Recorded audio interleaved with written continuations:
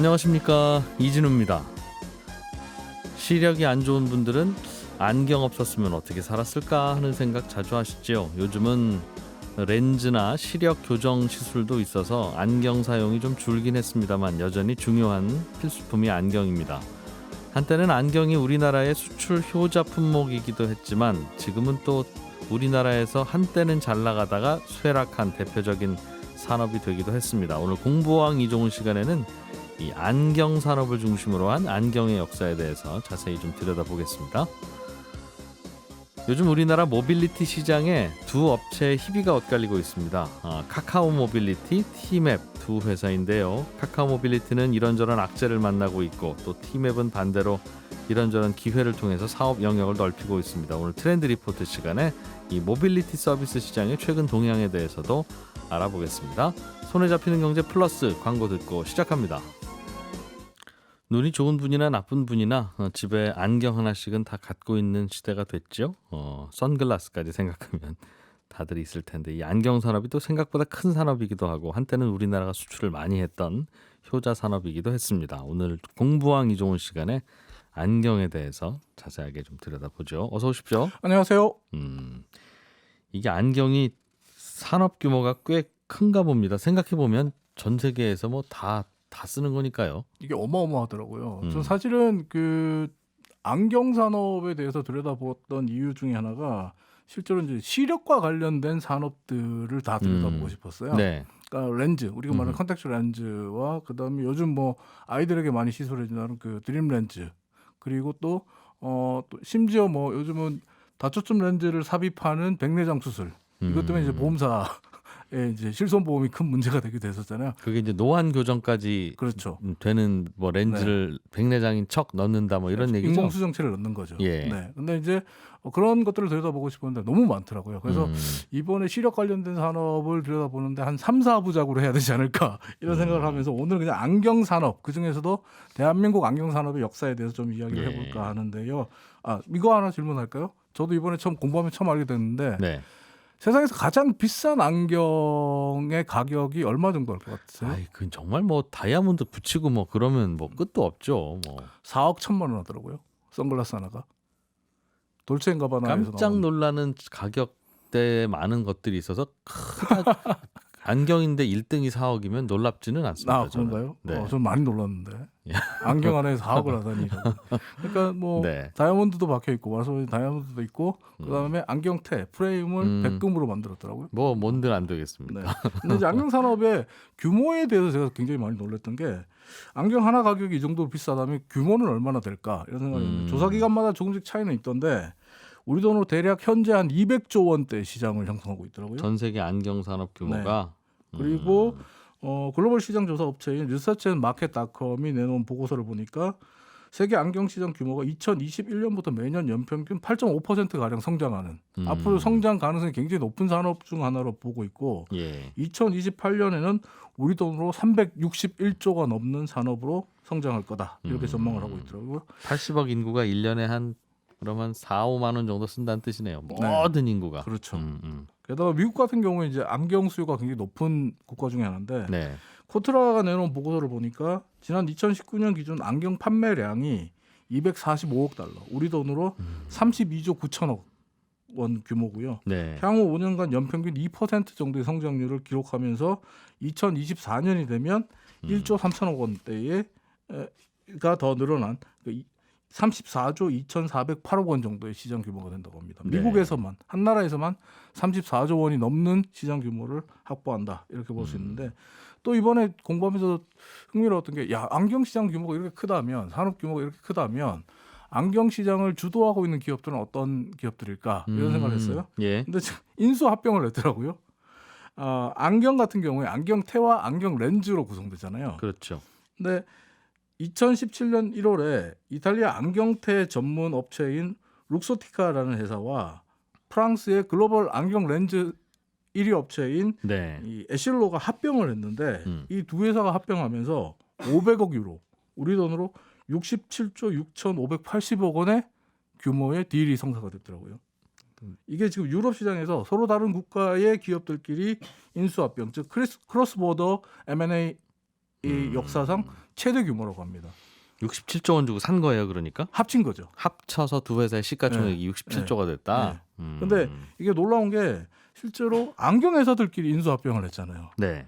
근데 이 정도 규모, 그러니까 유럽 M&A 역사를 뒤바꾸는 야. 어마어마한 규모의 딜이 됐던 거고. 그래봐야 안경인데. 그 다음에 또 하나 놀라운 게 뭐냐, 룩스티카는 안경테 부분의 글로벌 1위예요. 예. 근데 앞서 말씀드렸던 에실론은 이 안경 렌즈 부분의 1위예요. 테와 렌즈의 1위끼리 합쳐진 거예요. 어허. 엄청난 거대 공룡 기업이 탄생한 겁니다. 야.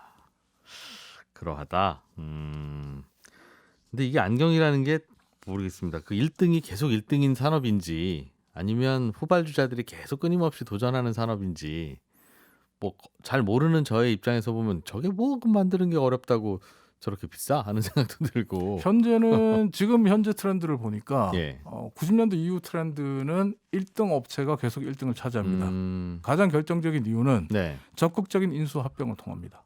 아. 그러니까 1위 업체가 예. 다른 업체를 다 사요. 그러니까 룩소티카 같은 경우에 선글라스 분야 같은 경우 레이벤을 갖고 있거든요. 네. 레이벤을 갖고 있는데 레이벤을 갖고 북미 시장에서 굉장히 높은 마진의 그 매출을 올리다가 그 소위 이제 다른 업체들, 오클리라든지 다른 업체들의 경쟁에 직면하게 돼요. 예. 그랬을 때 룩소티카가 한 결정이 뭐냐면 오클리를 사버리는 거예요. 그러니까 선글라스의 대명사라고 하는 레이벤과 오클리가 네. 같은 회사 제품인 거죠. 페이스북, 인스타그램 사들이는 그 마음이었군요. 네. 그런 상황이고 실제로 또 안경 렌즈 업체, 프랑스의 안경 렌즈 업체인 그 에슬로 같은 경우에 예. 뭐 뒤에 후설하겠지만 우리나라의 안경 렌즈 업체들을 다 사버립니다. 그 말은 별로 차별성이라는 게 없는 시장이다라는 뜻이네요. 그렇죠. 규모의 경제가 작동하는 거죠. 굳이 따지자면 너나 나나 비슷한데 네. 계속 이 덩치를 순위를 유지하고 이익을 내려면 사들이는 수밖에 없다. 그러니까 그 규모와 독과점 형태의 산업이 돼가고 있기 때문에 예. 실질적으로 이 안경 산업이 순위가 바뀌기가 상당히 어려운 예. 산업 중에 하나더라고요. 향후 5년간 연평균 2% 성장률이 예상된다면 뭐 고성장 산업은 아닌데 나라마다 좀 다르긴 하겠죠. 그건 미국이고 예. 뭐 전 세계적으로 볼 때 한 8.5%까지 보고 있으니까요. 우리나라는 어떤 상황입니까? 우리나라 같은 경우에는 통계청 자료를 보니까 우리나라 안경 산업 규모가 2005년에 4조 원대에서 2012년에 3조 5천억대로 5천억 정도 줄었고 예. 계속 하락하는 추세에 있어요. 계속 하락 추세예요. 우리는 하락 추세에 있습니다. 그리고 안경 산업 같은 경우에 한국 안경 산업이 과거에 네. 80년대, 90년대 중반까지 이 한국 안경 산업의 생산액의 70% 이상이 수출되고 네. 30% 정도가 내수 시장에 공급되는 수출 위주의 산업이었고 그러니까 수출량이 줄어들었다는 거네요. 네, 우리나라 수출량이 국민들이 안경을 안 쓰거나 싼 네. 걸 쓰는 게 아니라 우리 산업들 자체로 보면 기업 업체들이 그래서 매출액을 봤을 때 예. 수출이 줄면서 전체적으로 산업 규모가 하락하고 있는 거고 국내 시장에서는 수입 제품들에 대한 수요가 꾸준히 증가하고 있어요. 그래서 해외에서 수입되는 그 제품들이 매년 증가하는 추세를 보이고 있는데 한국안광학산업진흥원의 자료를 보니까 2019년에 우리나라 안경테 같은 경우에 안경테 수출액이 1,470억 원 정도 됐는데 수입액이 1,082억 원 정도 되더라고요. 그러니까 수출과 수입이 큰 차이가 나지 않는다 이렇게 보면 되죠. 그렇군요. 한때는 우리나라 안경이 전 세계에서 꽤 인기가 있거나 많이 수출하는 그런 품목이었나 봐요. 네, 옛날 말인데요. 80년대, 90년대 중반까지는 한국 안경하면 세계적으로 알아주는 안경이었다 그래요. 그러니까 안경테, 안경렌즈 모두 가성비로. 가성비, 품질 모든 면에서 그러니까 실질적으로 제가 이제 그 박사학위 논문에 그런 게 있던데 박사학위 논문을 찾아보니까 우리나라 안경 산업이 90년대 초까지 매년 못하면 20% 성장, 잘하면 30% 성장을 했대요. 야. 7, 80년대를 거치면서. 그러니까 매년 20, 30%의 성장률이 나오는 예. 정말 대단한 산업이었고 수출에 정말 기여도가 높은 효자 상품 중에 효자 품목 중에 하나였는데 네. 안경테 같은 경우는 지금 중국에게 밀린 지 한참 됐고 중저가는. 네. 그리고 안경 렌즈 시장 같은 경우는 앞서 말씀드린 대로 외국 거대 기업들이 다 흡수해 버렸어요. 우리나라 수입액 중 절반이 그 중국산 안경테 수입 때문에 발생하고 있다. 예. 이런 통계도 있던데요. 2019년 기준에 561억 원 정도가 중국산 안경테 수입으로 발생한 금액인데 2019년 전체 안경 산업 수입의 절반을 중국산 안경테가 차지하고 있습니다. 그만큼 지금 우리 소비자들이 저가의 안경을 선호한다 이렇게 볼 수도 있겠죠. 그러다 보니까 국내 안경테 산업들 같은 경우는 저가의 중국산 안경테, 고가의 유럽 명품 안경테, 브랜드 안경테죠. 브랜드 예. 안경테가 아래 위로 포진하면서 그 사이에 네. 샌드위치처럼 끼어서 굉장히 고전하고 있는 상황이다 이렇게 보시면 될 것 같아요. 특별하게 기술적 차이가 없는 시장들이 대부분 이렇죠. 브랜드로 비싼 거 가든가 그렇죠. 아니면 그냥 아주 가격 경쟁력으로 가든가. 사실 이제 이탈리아의 룩소티카 같은 경우에 앞서 말씀드린 룩소티카 같은 경우는 실질적으로 80년대 중반까지는 안경테 전문 업체로서 다른 나라와 경쟁하고 있는 상황이었어요. 근데 예. 80년대 후반 들어서 조지오 아르마니라는 디자이너 있죠. 예. 아르마니와 손잡으면서 비약적인 성장을 합니다. 아, 아르마니 안경테, 아르마니 선글라스, 아르마니 안경을 네. 이 룩소티카가 처음으로 내놨거든요. 이후에 지금 소위 말하는 명품 브랜드들, 네. 하이엔드 명품 브랜드들과 손잡고 계속적으로 선글라스나 안경테를 생산해요.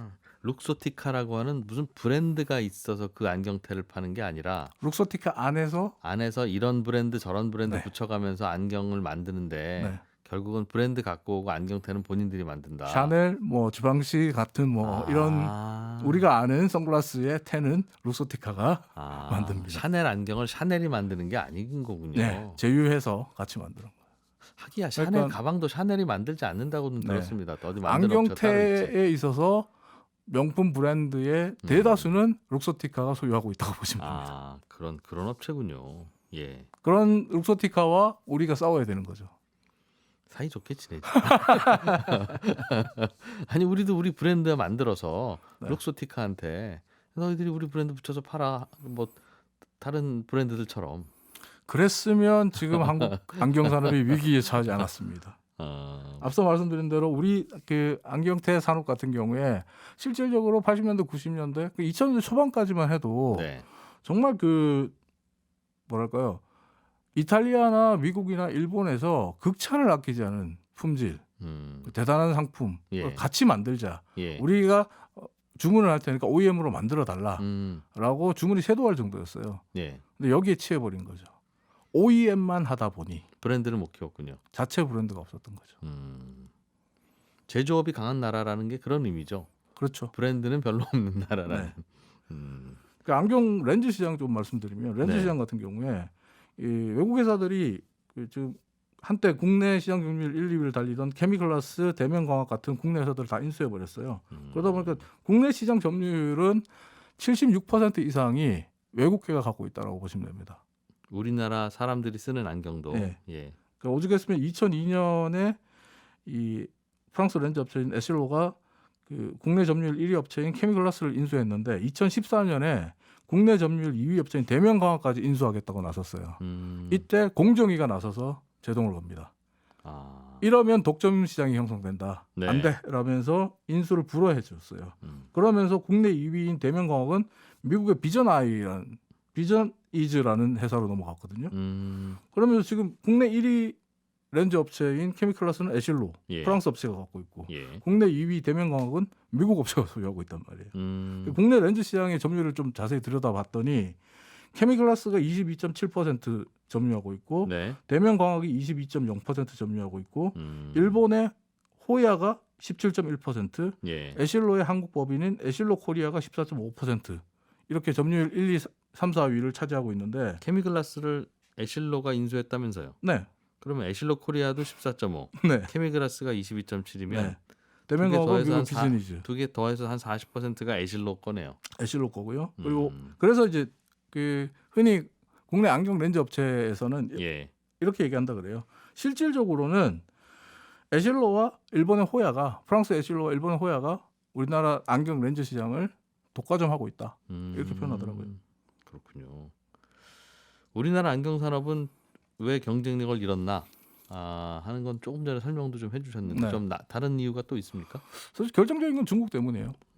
중국 때문이라는 게 중국 앞서 말씀드린 대로 우리가 OEM에 의존을 했잖아요. 자체 예. 브랜드를 키우지 않았는데 안경테 같은 경우에 사람이 손으로 하는 수작업이 필요합니다. 이게 예. 다 자동화가 안 된다 그러더라고요. 그렇겠죠. 예. 손으로 하는 수작업이 필요하다. 이 말은 뭐냐면 인건비가 들어간다는 얘기잖아요. 근데 인건비 면에서 중국을 따라갈 수가 없었던 거죠. 지금은 중국이 1등입니까? 중국이 세계 수출 1위입니다. 아, 수출. 세계 시장 점유율 부분에서도 중국산이 1위예요. 그런데 우리가 가장 뼈아픈 부분이 뭐냐면 뿔테 안경이에요. 2000년에 뿔테 2000년대에 뿔테 안경에 대해서 예. 우리 안경 산업이 실기한 게 가장 뼈아픈 부분이에요. 그게 무슨 얘기예요?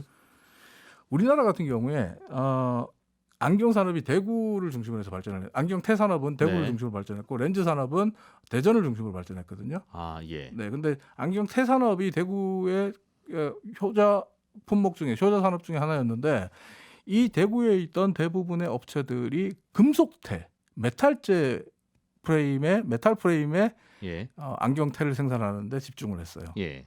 실제로 이제 금속 안경테에 집중을 했는데 2000년대가 되면서 뿔테 안경테, 그러니까 소위 아세테이트 안경테가 급 유행을 탑니다. 네. 굉장히 유행합니다. 예. 실제로 보니까 2006년에 우리나라 전체 안경테 판매의 83%가 뿔테였더라고요. 네. 근데 앞서 말씀드린 대로 대구를 중심으로 한 우리나라 안경테 업체들은 여전히 메탈재 변화에 둔감했다. 예, 를 생산한 거예요. 그러니까 메탈재에 집중하고 있는 사이에 중국 기업들이 저가 플라스틱 안경들이 국내 시장에 침투하기 시작한 겁니다. 네. 근데 메탈재 프레임을 쓰다가 이 뿔테를 쓰니까 가격이 너무 떨어지는 거예요. 게다가 중국산 저가잖아요. 아, 그래서 더 유통업체들 입장에서 보면 마진도 높아요. 그러다 보니 뿔테를 권하게 되고. 뿔테를 계속 권하게 돼요. 뿔테가 완전히 전국적으로 유행하는 그런 시기가 됐어요. 예. 그러다 보니까 메탈테가 다시 유행이 돌아온 게 2016년이거든요. 2016년에 메탈테 유행이 돌아올 때까지 우리나라 안경테 산업 전체가 굉장히 힘들어하는데 그래서 문제는 중국산 저가 안경테가 이미 국내 시장을 휩쓸고 가면서 네. 소비자들은 저가 안경의 맛을 봤고 유통업체들은 이제 마진의 맛을 봐버렸단 말이에요. 그러니까 메탈재가 유행을 하더라도 네. 중국재를 권하기 시작한 거예요. 별 차이 없더라. 네. 그러니까 굳이 국내 안경테를 밀어줄 이유가 없어진 거죠. 렌즈는 왜 그런 문제가 됐습니까? 렌즈는 앞서 말씀드린 규모의 경제예요. 규모의 경제라는 게 네. 안경 렌즈는 안경테와 달리 첨단 기술이 요구되는 부분들이 분명히 있거든요. 예. 첨단 기술이 요구되는 부분들이 있고 뭐 다초점 렌즈 요즘 얘기하지만 그 다초점 렌즈라는 것도 처음 만든 데가 에실로예요. 그 정도일 정도인데 에실로 같은 경우에 이런 첨단 기술력을 확보하고 있고 자금도 확보가 돼 있으니까 세계 시장에서 어떤 특정 국가에 진출을 하게 되면 예. 그 시장의 1위 업체를 사버립니다. 아하. 근데 반대로 그 우리 같은 경우에 주로 대전에 위치해 있던 국내 안경 렌즈 업체들은 굉장히 영세했어요. 지금 뭐 글로벌 렌즈 시장을 보더라도 에실로, 자이스, 호야, 뭐 로덱스턴, 뭐 니콘 이런 글로벌 기업들이 다 차지하고 있거든요. 예. 근데 영세한 기업들이 이들과 싸운다? 그냥 먹히는 거죠. 어쩌다가 우리는 좀 큰 회사들이 잘 안 나왔을까요? 다 그냥 계속 영세한 상태에서 영세해 와서 그런가 봐요. 어떻게 본다면 앞서 말씀드렸던 OEM에 너무 네. 치여 있었던 부분, 자체 브랜드라든지 자체 기술력을 확보하는데 둔감했던 부분이 있고 네. 또 하나는 어떻게 보면 이게 80년대까지 그리고 90년대 초반까지 워낙 수출이 잘 되다 보니까 네. 지원도 좀 많이 부족했던 부분이 있어요. 정부가 산업적으로 좀 더 지원하고 육성하고 키우고 좀 더 네. 큰 그림을 가지고 우리도 글로벌 업체를 하나 만들어내자라고 예. 지원하고 키웠으면 어땠을까 하는 아쉬움도 분명히 근데 남습니다. 보통 이런 산업에 대기업이 들어가겠다고 하면 중소기업의 영역에 왜 대기업 들어오냐 하면 또 큰 회사 못 키우는 거잖아요. 그렇죠. 네. 항상 딜레마죠. 그러니까 딜레마가 되죠. 중소기업 보호하려면 하면 안 되고 내버려 두면 큰 회사는 안 나오고. 근데 이제 최근에 미국도 그렇고 한국도 그렇고 이제 스타트업 기업들이 예. 사실 이 거대 공룡 기업들이 좌지우지하고 있는 안경 시장에 도전장을 내밀고 덤비고 있거든요. 그러니까 앞서도 말씀드렸던 그 에실로와 룩소티카의 합병의 사례에서 보듯이 글로벌 네. 안경 시장이 점점 거대 공룡들의 서식지로 변해가고 있는데 아주 작은 업체들, 한국의 뭐 몬스터 땡땡땡 네. 업체라든지 예. 뭐 미국 같은 경우도 뭐 업체 같은 경우에 이런 업체들이 스타트업 기업들인데 틈바구니 속에서 생존하기 위해서 몸부림치고 이제는 거대 공룡들을 위협하는 그런 모습도 갖추고 있거든요. 네. 시간이 없으니까 다음 시간에 이런 글로벌 안경 시장의 거대 공룡들의 틈 사이에서 살아남기 위한 이 안경 기업들에 대한 이야기 좀 해볼까 하고요. 안경 스타트업, 스타트업 기업들. 뭐 판매 방식이나 제조 방식이나 이런 게 좀 바뀌고 있다는 거죠. 네. 그리고 덧붙여서 글로벌 안경 기업들은 어떻게 글로벌 안경 기업이 됐는가 이 그나 부분도 어떻게 좀 컸나. 같이 한번 들여다볼까 합니다. 야, 200년 후, 300년 후에도 안경은 딱 이 모양일 텐데, 그죠? 귀에 걸고 코에 얹고. 그렇죠. 그리고 또 달라질 수 있는 부분이 이제는 스마트 글래스 시대가 오잖아요. 스마트 안경 시대가 오기 때문에 이 스마트 아. 안경에 대한 각축전이 또 뜨겁게 있겠네요. 치열하게 펼쳐질 전망이라고 합니다. 공부왕 이종훈 작가였습니다. 안경 얘기도 재밌네요. 고맙습니다. 잘 들었습니다. 감사합니다. 예, 저는 잠시 후 2부에서 이어서 찾아뵙겠습니다. 잠시 후에 뵐게요. 요즘은 택시를 부를 때 길에서 손을 들고 부르면 잘 안 섭니다. 저도 몇 번. 그래서 이런저런 뭘로 불러야 하나 하고 새로 배우시는 분들이 많은데 모빌리티 서비스라고 하죠. 다양한 새로운 서비스들이 등장하면서 우리의 탈 것을 이용하는 문화도 달라지고는 있는데 이 시장에서 주도권을 잡고 있던 두 업체 사이에 요즘 아주 흥미진진한 이야기와 움직임들이 있습니다. 오늘 트렌드 리포트 시간에 자세하게 들어보죠. 미래사회 IT연구소의 김덕진 소장님 어서 오세요. 네, 안녕하세요. 반갑습니다. 김덕진입니다. 예. 요즘 저녁에 택시 잡기가 더 어려워졌습니다. 네, 코로나에서 좀 벗어난다는 뜻이기도 하죠. 예. 맞아요. 실제로 제가 최근에 경험이 많습니다. 예. 여의도에서 저희 집 오는데 한 음. 2시간씩 걸리고 택시가 안 잡혀서. 대기 이 동네시죠? 네, 원래는 그냥 오면은 그 시간에 15분, 20분이면 오는데 택시가 안 잡혀서 2시간 동안 기다린 적도 있고 강남권에서는 제가 예. 3시간 기다리다 안 돼서 그냥 사무실에서 잔 적도 있어요. 참 택시 잡기 힘들더라고요. 저한테 전화하세요. 밤에 와서 자고 있으면 잠깐 제가 모셔다 드릴게요. 아, 정말요? 공짜로는 안 되고. 제가 볼 때는 그 4배 이상 요금보다 더 비쌀 것 같은데 그게 왜 그러냐면 이제 네. 아시겠지만 최근에 이제 앱을 이용해서 부르잖아요. 근데 이제 기본적으로 이제 앱을 통해서 부를 때 기본 요금제도 있지만 요즘에 요금제가 되게 다양한 형태가 있다 보니까 네. 근데 저는 이상하게 막 1,500까지 주고는 가고 싶지는 않더라고요. 그래서 그 택시는 없고 중간에 아주 비싼 건 있습니다. 네, 그렇죠. 하시겠습니까? 물어보죠. 네, 그러면은 이제 강남에서 저희 집 오는데 10만 원이 넘어가면 아니 내가 이 돈을 왜 내야 되지? 막 이런 생각이 드니까 차라리 이럴 거면 밤새자 뭐 이런 느낌인데 근데 최근에 이렇게 여러 앱들이 많이 나오고 있는데 약간 요즘에 한간에 소문 아닌 소문 저도 근데 경험을 한 건데 예. 우리가 이제 보통 일반적으로 카카오티라고 하는 이제 카카오에서 나온 앱을 많이 쓰잖아요. 근데 최근에 카카오티보다 우티라고 하는 이제 SK 쪽에서 하고 있는 이 앱이 오히려 좀 택시가 잘 잡힌다. 뭐 이런 얘기들이 좀 돌더라고요. 오티라는 것도 택시 부르는 앱이에요? 네, 그러니까는 우버하고 그 다음에 이제 팀앱이죠. 이제 아. 과거에 이제 SK, 그러니까 지금 팀앱 모빌리티가 된 회사. 예. 그 두 회사가 이제 그 우버와 이제 같이 해서 만든 앱인데 네. 그것도 이제 말씀드린 대로 택시를 잡는 앱입니다. 근데 택시를 잡는 앱인데 이제 부르면 일반적인 택시가 카카오처럼 오기도 하고요. 네. 또 이제 카카오도 카카오 가맹 택시가 있잖아요. 네. 마찬가지로 우티도 우티 가맹 택시가 있어요. 그럼 질문 있어요. 네. 택시 기사님들은 네.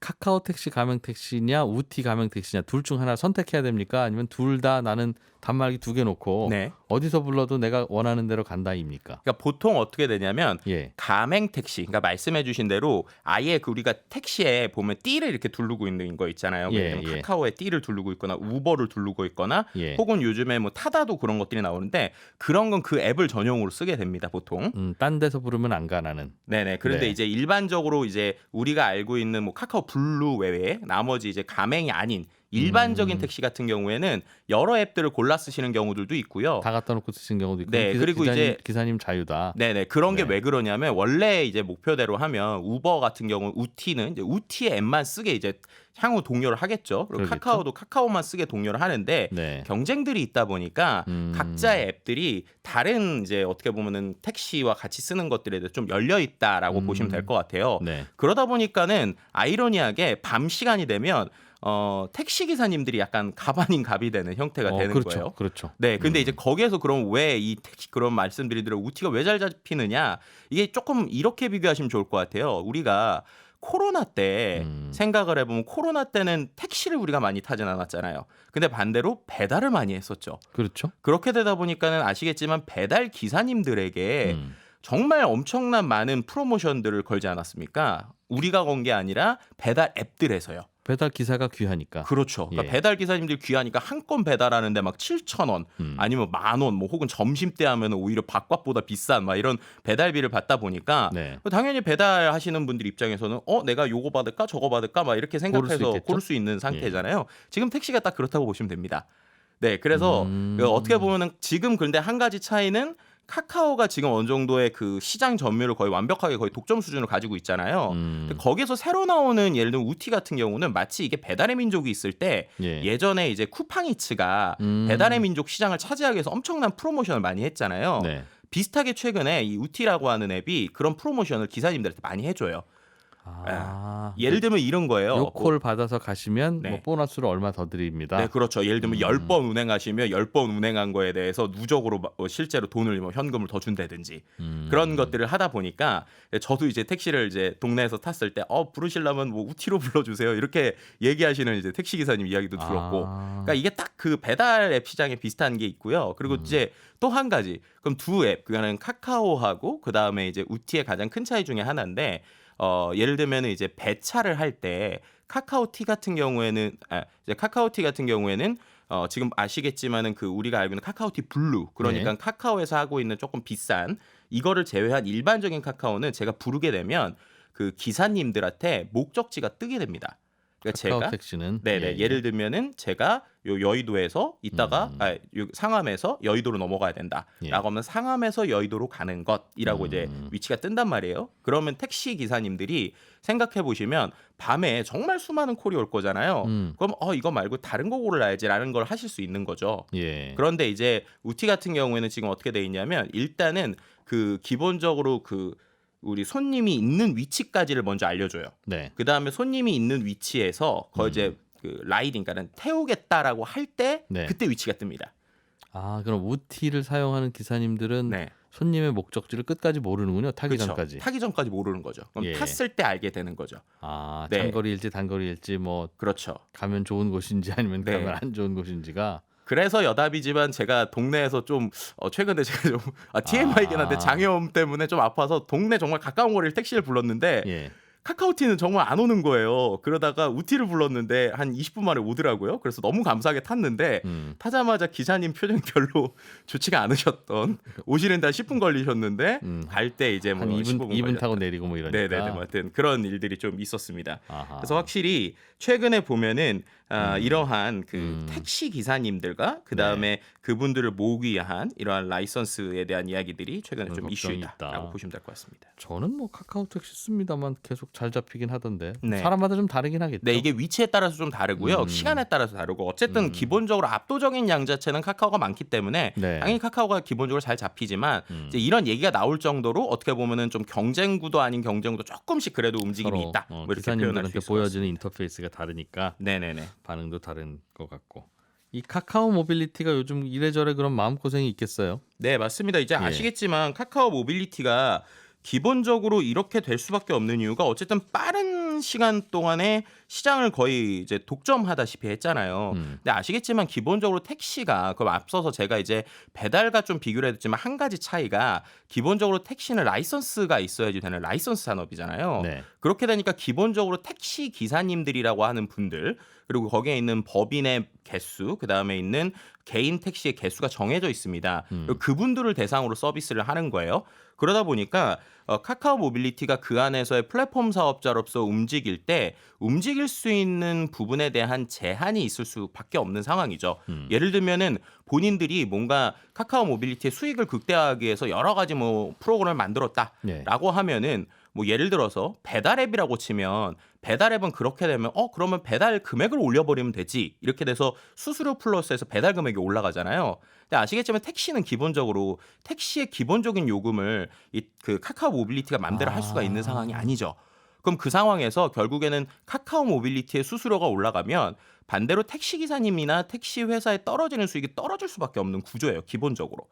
그렇게 되니까 당연히 택시 기사님들은 카카오 모빌리티가 뭔가를 한다고 그러면 그러면 결국엔 그게 우리의 살을 깎아먹는 거 아니냐라고 하면서 반발하실 수밖에 없는 구조고, 그렇기 때문에 카카오는 아주 빠른 시간에 성장했지만 계속 성장에 비해서 눈치를 볼 수밖에 없는 이러한 구조다라고 택시 볼 수 있을 것 기사들 같습니다. 입장에서도 카카오 모빌리티가 다 시장 먹는 게 불안하겠네요. 그렇죠. 어떻게 보면은 울며 겨자 먹기라고도 볼 수 있는 거죠. 그래서 최근에 뭐 카카오에서 나온 여러 가지 프로그램들 역시도 어떻게 보면은 이제 운전기사님들 입장에서는 기사님들 입장에서 결국 그들이 우리에게 조금씩 더 수수료를 받으려고 하는 모델이다라는 것에 대한 걱정이 있고요.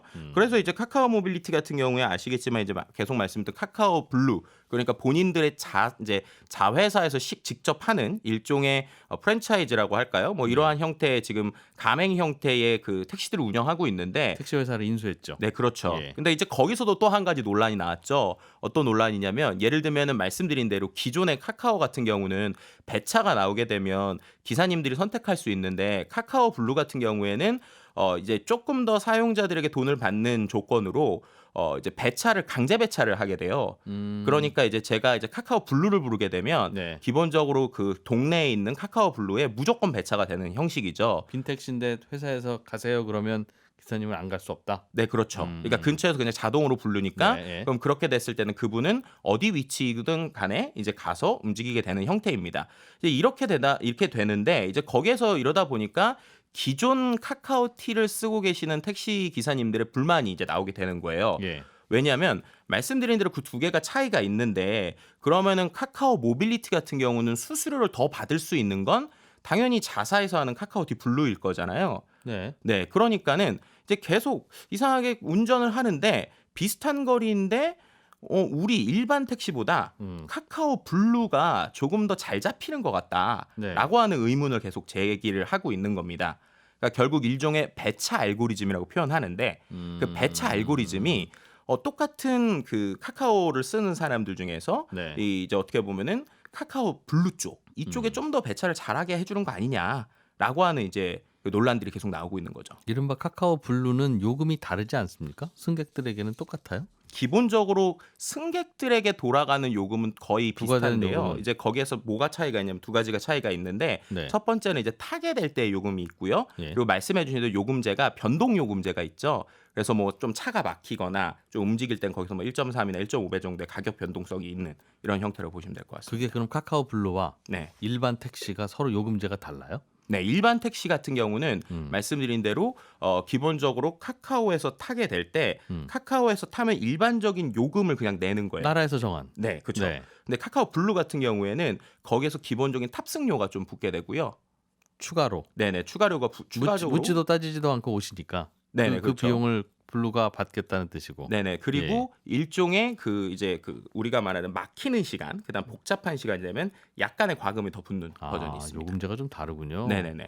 그럼 부를 때도 승객들이 서로 다르게 부르겠네. 내가 블루를 부를지 블루 아닌 걸 부를지. 네, 그래서 이제 그거에서 있어서 이제 일반적인 택시 기사분들께서 계속 이제 불만을 이제 네네. 요구하시거나 이것 좀 뭔가 잘못했다라고 표현하는 것들이 예. 예를 들면 선택을 할 때 기본적으로 택시의 선택의 리스트에 예를 들면 맨 위에 택시 일반적인 택시가 있거나 이런 게 아니라 계속 어떤 그 앱 자체가 카카오 블루를 타게 유도한다. 뭐 잘 보이는 곳에 두고. 네, 아니면 갑자기 좀 안 잡힐 때 이제 택시가 조금 안 잡히고 있는 동안에 지금 카카오 블루를 부르면 바로 잡힙니다. 뭐 이런 게 나온다거나 이제 이런 얘기들이 계속 나오고 있는 상황이라고 보시면 될 것 그래서 같습니다. 유도한다. 네, 그러다 보니까 이제 어쨌든 택시 기사님들에 대한 전체적인 서비스를 해야 되는 카카오 모빌리티 같은 경우에는 그럼 택시 기사님들이 불만을 갖게 하긴 좀 어렵잖아요. 그러니까 그 두 가지, 그러니까 본인들이 하는 서비스, 그 다음에 기존 택시에 있는 분들을 다 만족시켜야 되는 부분에서의 조금 어려움들이 있던 상황이고요. 이제 그런 상황에서 어쨌든 기본적으로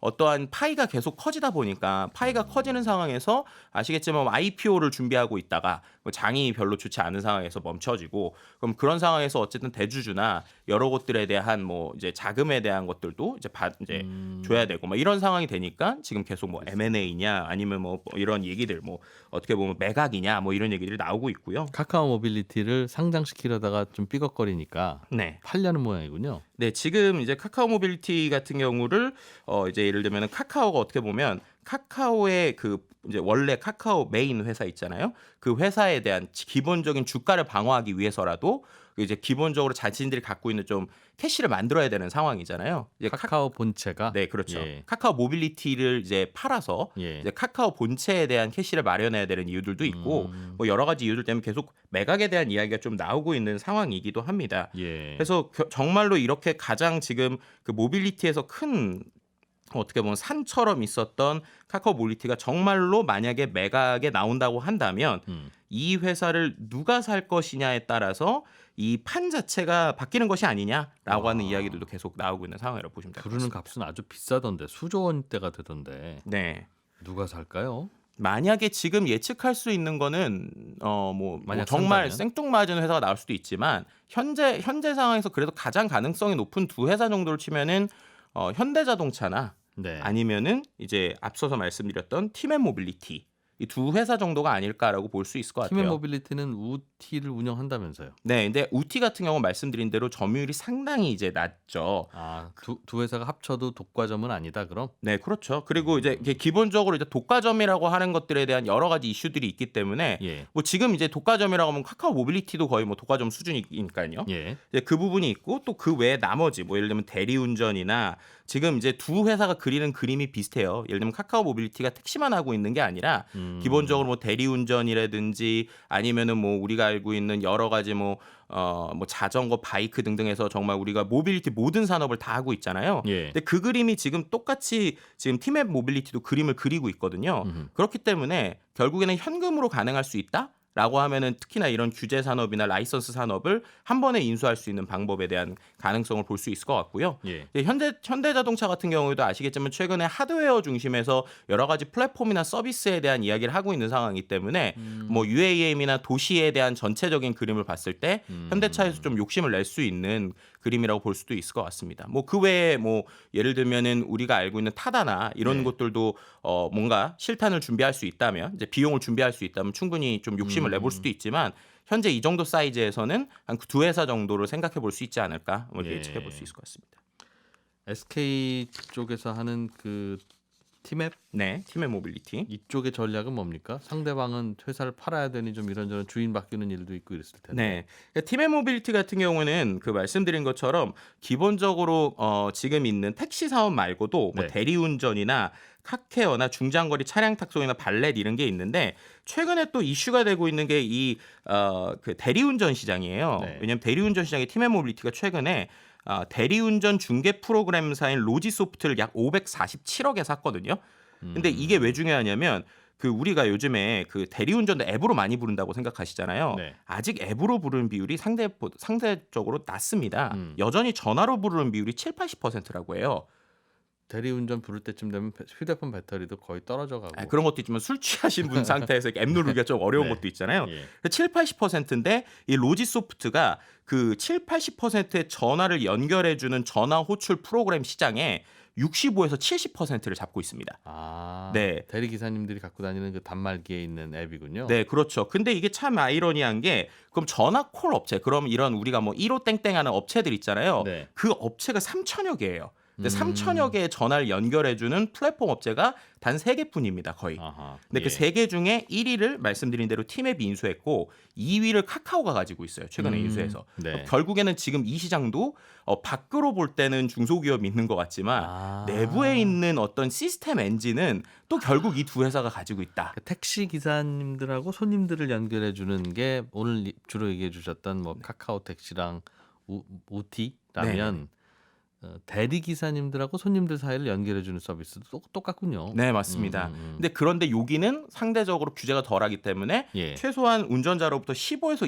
20% 이상의 수익을 받을 수 있거든요. 그래서 오히려 이 시장에서도 지금 여러 가지 뭐 논란이 있고 이슈가 있는 상황이라고 보시면 될 것 더 같습니다. 크다. 네. 수수료는 더 크고 네, 그렇죠. 시장이야 뭐 택시 타는 것보다는 대리운전이 훨씬 빈도는 떨어질 테니까. 네, 근데 여기는 수많은 중소기업이 있어서 예. 여전히 동방성장위원회에서 좀 시끄러운 상황이기도 합니다. 미래사회 IT연구소의 김덕진 소장이었습니다. 고맙습니다. 네, 감사합니다. 네, 손에 잡히는 경제 플러스 마무리하겠습니다. 점심 식사 맛있게 하시고 저는 내일 아침 8시 30분에 또 손에 잡히는 경제로 인사드리겠습니다. 지금까지 이진우였습니다. 고맙습니다.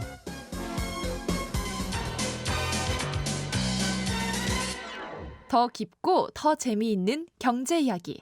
이진우의 손에 잡히는 경제 플러스.